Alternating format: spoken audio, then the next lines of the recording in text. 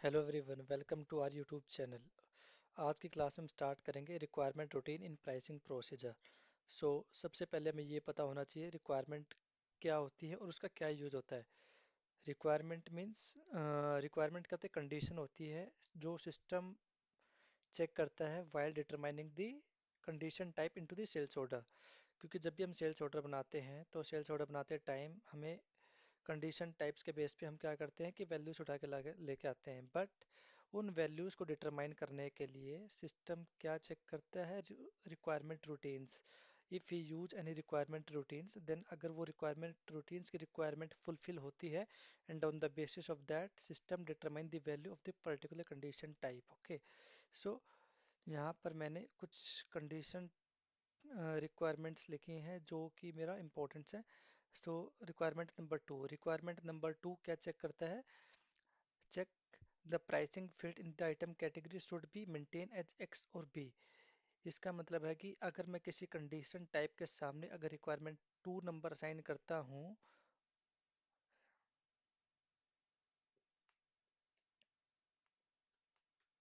B/08,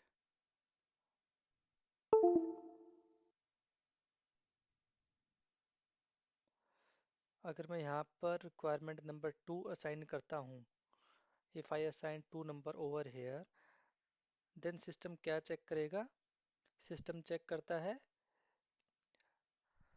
system check करता है item category should be maintain with X और B. Item category में जो प्राइसिंग की फील्ड होती है यहाँ पर,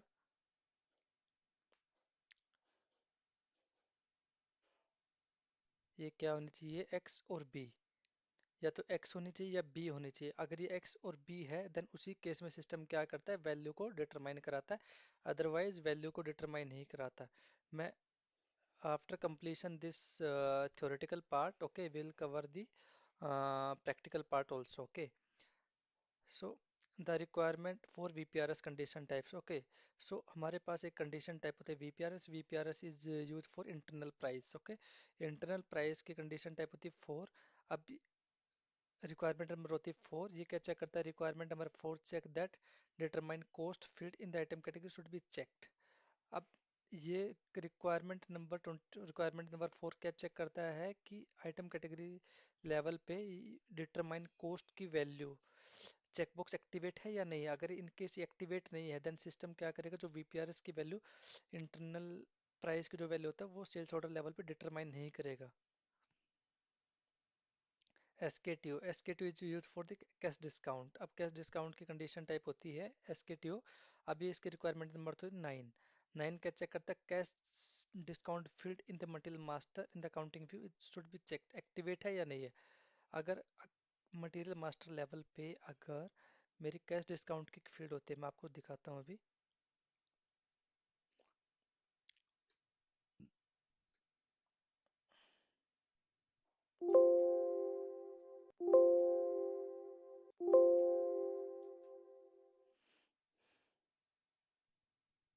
कैश डिस्काउंट, सो एसकेटीओ की जो वैल्यू होती है सिस्टम किसके बेस पे डिटरमाइन कराता है, उसका फर्स्ट पैरामीटर क्या होता है, कैश डिस्काउंट। कैश डिस्काउंट की जो ये फील्ड है ये एक्टिवेट होने चाहिए and on the basis of that क्या करता है सिस्टम, एसकेटीओ यानी कैश डिस्काउंट की जो कंडीशन टाइप है उसकी वैल्यू को डिटरमाइन करवाता है system. Requirement number 55। 55 is use for the free goods process. अब जो फ्री गुड्स प्रोसेस में हमारी कंडीशन टाइप होती है R100। सो R100 क्या चेक करता है, requirement check that pricing field in the item category should only be B. अब ये जो R100 के सामने अगर हम कंडीशन टाइप रिक्वायरमेंट नंबर 55 लगाते हैं देन उस केस में सिस्टम क्या चेक करता है कि जो आइटम कैटेगरी की जो फील्ड होती है, आइटम कैटेगरी की जो फील्ड होती है ये वाली,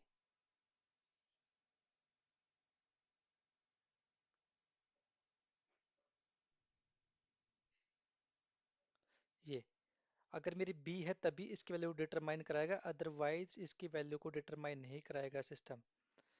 ये मैं बाद में आपको प्रैक्टिकल भी कवर करके दिखाऊंगा, but and that is the reason R100 appear only at the T double item category. अब ये जो R100 की जो कंडीशन टाइप है, सॉरी कंडीशन टाइप, इसके लिए आइटम कैटेगरी होती है T double N. T double N में जो मेरा प्राइसिंग फील्ड होती है वो हमेशा बी एक्टिवेट होती है।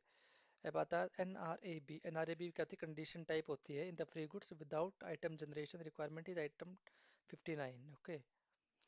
And PI01 is for the inter company sales, और उसकी जो रिक्वायरमेंट नंबर होती है 22। 22 क्या चेक करता है कि ऑर्डरिंग कंपनी और delivering company should be different. Okay. And for the 24 condition rebate requirement होती है only for the rebate process। rebate process में क्या होता है कि rebate process like special discount to the customer but on this like certain conditions like अगर मैं किसी कस्टमर को बोलता हूँ अगर आप पूरे साल में अगर मुझसे आप 10 लाख की शॉपिंग करते हो तो at the end of the year मैं आपको 5% डिस्काउंट दूंगा, या आपको मैं इतना रिबेट दूंगा। ठीक है। तो हम क्या करते हैं कि एक अलग से कंडीशन टाइप बनाते हैं। वैसे एसएपी ने स्टैंडर्ड कंडीशन टाइप दे रखी है, बट उसके सामने क्या रिक्वायरमेंट नंबर 24 लगाते हैं। 24 क्या चेक करता है? उसकी जो रिबेट की वैल्यू उसको डिटरमाइन कर देता है, but only at the billing document level, not at the sales order level. अगर मैं इस 24 को लगाता हूँ किसी कंडीशन टाइप के सामने, इट मीन्स उस कंडीशन टाइप की वैल्यू सेल्स ऑर्डर पर डिटरमाइन नहीं होगी, ओनली बिलिंग लेवल पे डिटरमाइन होगी। ओके। सो अब हम चेक करते हैं कुछ बेसिक pricing requirement. Okay.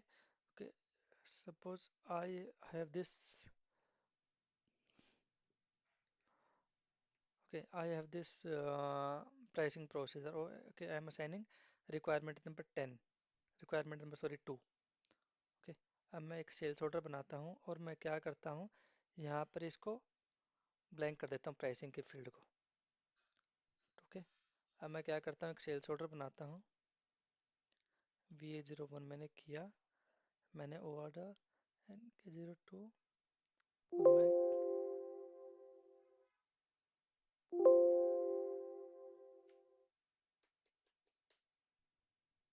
अब देखो इसकी वैल्यू 0 आई। अगर मैं इसके आइटम लेवल प्राइसिंग लेवल पे जाके डिटरमाइन एनालिसिस करता हूँ तो उसमें आप देखोगे कि दिखाएगा condition record is missing, condition record is missing. और जहाँ पर मेरा मेरा कंडीशन रिकॉर्ड मेंटेन कर रखा है, यानी कि एक्सेस सीक्वेंस नंबर 10 और 20 उसमें मैंने कंडीशन रिकॉर्ड मेंटेन कर रखा है, तो उसकी यहाँ पे वैल्यू डिटरमाइन ही नहीं कराई। ठीक है। अगर सपोज अब मैं यहाँ पर क्या करता हूँ, एक एक्स साइन कर देता हूँ, देन सेव किया, /NVA01 में फिर से करता हूँ।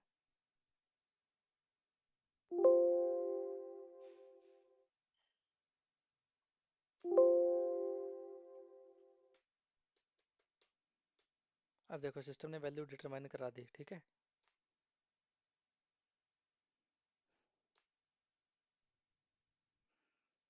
ZVD। ओके। अब मैं क्या करता हूँ, यहाँ से मैं रिक्वायरमेंट नंबर हटा देता हूँ। देन इसका इम्पैक्ट हम चेक करेंगे कि सेल्स ऑर्डर लेवल पे आएगा या नहीं आएगा। इसका इम्पैक्ट सेल्स ऑर्डर लेवल पे नहीं आएगा because we have maintained the condition record. और सिस्टम क्या करेगा, कंडीशन रिकॉर्ड में हमने कोई भी एज सच कोई कंडीशन नहीं लगाई।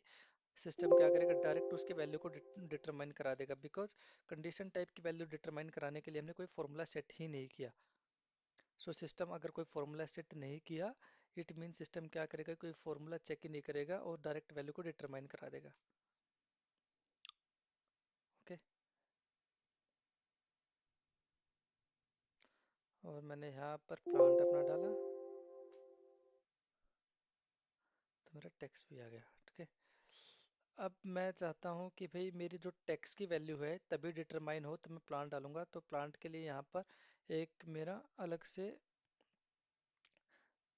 दे रखा है requirement number 10, plant is set. इसका मतलब है कि जब तक मैं प्लांट नहीं डालूंगा, देखो इसका मतलब क्या लिखा हुआ है, this is the example of pricing requirement, the requirement is met if the plant is in the document item और departure country has been set. ठीक है। This requirement can be assigned to a condition type in the pricing procedure that is only relevant when of this condition is met। Okay। तो मैंने यहाँ पर इसका यहाँ पर 10 डाला।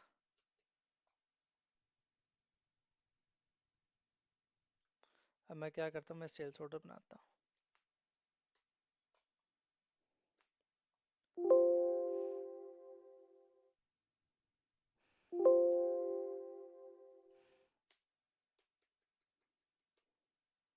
अगर आप अब देखोगे तो प्राइसिंग में जाके मेरी जो टैक्स की वैल्यू अभी जीरो है, बट ये क्यों जीरो है? क्योंकि अभी मैंने डिटरमाइन नहीं करा। अगर मैं यहाँ पर मेरा प्लांट एंटर कर देता हूँ, देन सिस्टम क्या करेगा? प्लांट टैक्स की वैल्यू डिटरमाइन करा दी, बिकॉज वी हैव असाइन 10। 10 का मतलब है कि प्लांट जब तक एंटर नहीं होगा सेल्स ऑर्डर लेवल पे, उससे पहले सिस्टम टैक्स की वैल्यू को डिटरमाइन नहीं कराएगा। ओके, अब सेकंड में आपको दिखाता हूँ इधर नेट वैल्यू।